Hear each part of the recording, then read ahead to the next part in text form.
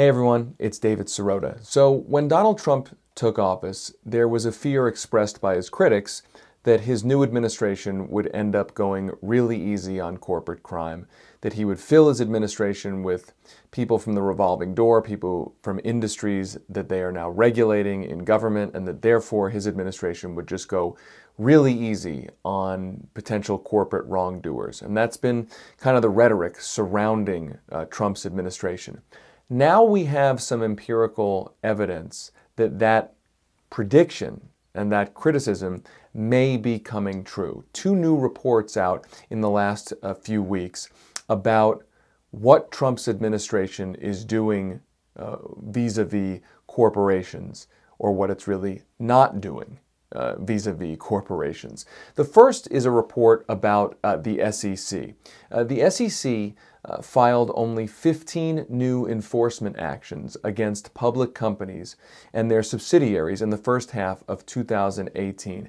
That is the lowest biannual number in 5 years, according to a new study by New York University looking at SEC data.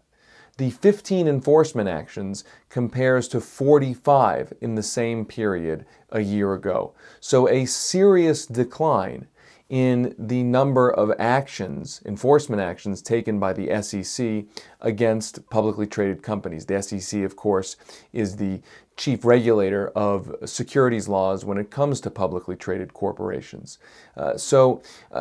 One expert in a story about this I saw said, quote, "It could just be less fraud in the economy, but that's not likely."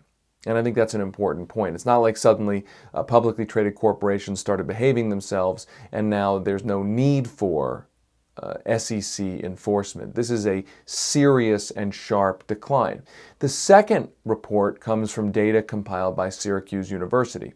It found that the number of white-collar prosecutions is now on track to hit a 20-year low under Trump, after reaching a high in 2011 under President Obama. Not that President Obama was such a huge enforcer of white-collar criminal law. I mean, after all, there were no major Wall Street executives prosecuted after the financial crisis, but it seems like Trump is now going for an even lower low than Obama. At times, Obama had approached a low. Now Trump is going for a 20-year low. And here's the data. A total of 3,249 cases were brought during the first 7 months of the 2018 fiscal year. That's a 4.4% drop from the same period in 2017, a decline of 33.5% from 5 years ago, and 40.8% fewer cases than in 1998. That's according to a Bloomberg report looking at that Syracuse data. So here are two data points at the SEC and at the Justice Department of the Trump administration appearing to significantly reduce the law enforcement scrutiny and prosecution of major corporations and white-collar crime. Now again, let's go back to that point that expert made.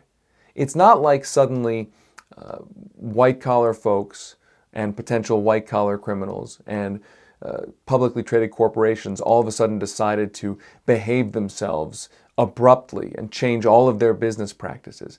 This is a significant change in the enforcement posture and enforcement actions of the governmental agencies that the Trump administration controls and runs.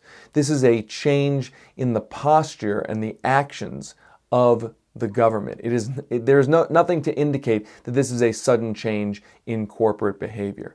So to go back to right after Trump got elected and all those predictions and fears that Trump would suddenly go super easy on white-collar crime or go super easy on corporations, here are two pieces of evidence that are indisputable, that are data-based, that are basically numbers and figures and facts showing that when it comes to law enforcement activities directed at corporations and white-collar crime, that law enforcement activity appears to be on the decline, and in a significant way. I'm David Sirota. You're watching TYT Investigates. You can find all of our work at TYT Investigates on Twitter, on Facebook, and on the web.